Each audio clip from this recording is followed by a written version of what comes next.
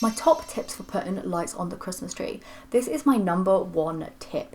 Basically, you do not want to put them just on the outside of the tree. I see people doing this a lot, but you can just go that one step further and just creating a really magical tree. I don't know if you can see behind me, but basically what you want to do is put your tree lights on the outside, as well as pushing them right in to that like middle stalk of your tree.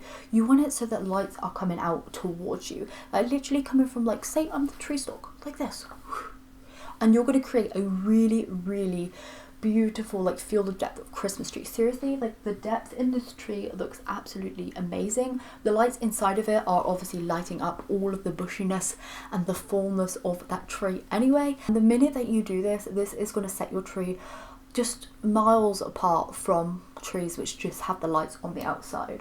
You're probably wondering how many lights that I've got, how many lights you're going to need for your Christmas tree. I think the general rule of thumb is around about 100 lights per foot. At a minimum, ultimate minimum. So say you have a 6-foot tree, you're looking at a minimum of 600 lights.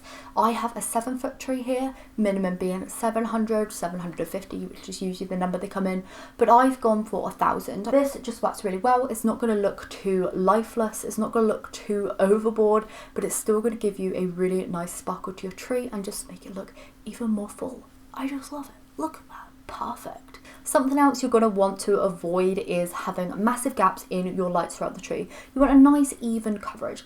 If you're struggling with this a little bit, what I recommend doing is standing on the other side of the room, just having a little squint of your eyes, like just make everything kind of go out of focus, and then you're kind of able to see where you're going to need to pinpoint that little bit of light. So you want to just rustle it around a little bit and make it nice and even. Fill in those gaps with the lights that you've already got on there, and your tree will look amazing. Remember, you don't just need one set of lights on your tree, you can also add in extras if you need to. Towards the top of my tree, I found it was a little bit bare with the star on top. It wasn't lit up, so I added in a battery pack of just 10 wire lights, just added them where I needed them and hid the battery pack in the tree.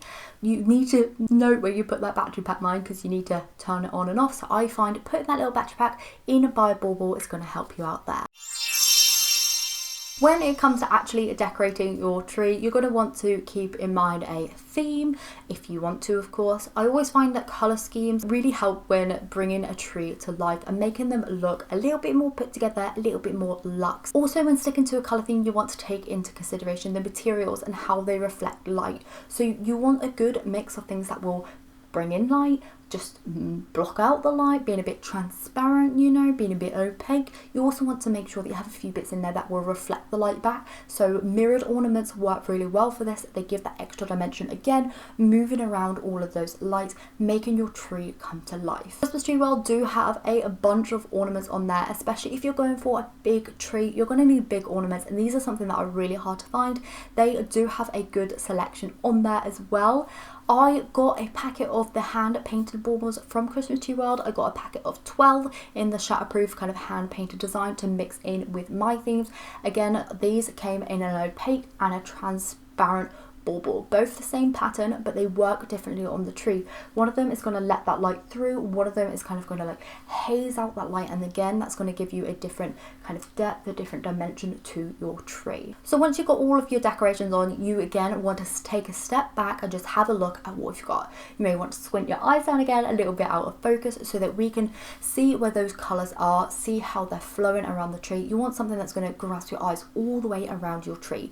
You're also going to want to decorate the back again with the lights. You want to put the lights around the back as well. You also want to put the baubles because you want your tree to look completely decorated. Even if it's over in the corner like mine, your eyes are still going to be going around it. Your guests' eyes are still going to be going around that tree, and you don't want it to make it look like you've just put the baubles on the front where you think you're going to only be able to see them. You want to actually just really accentuate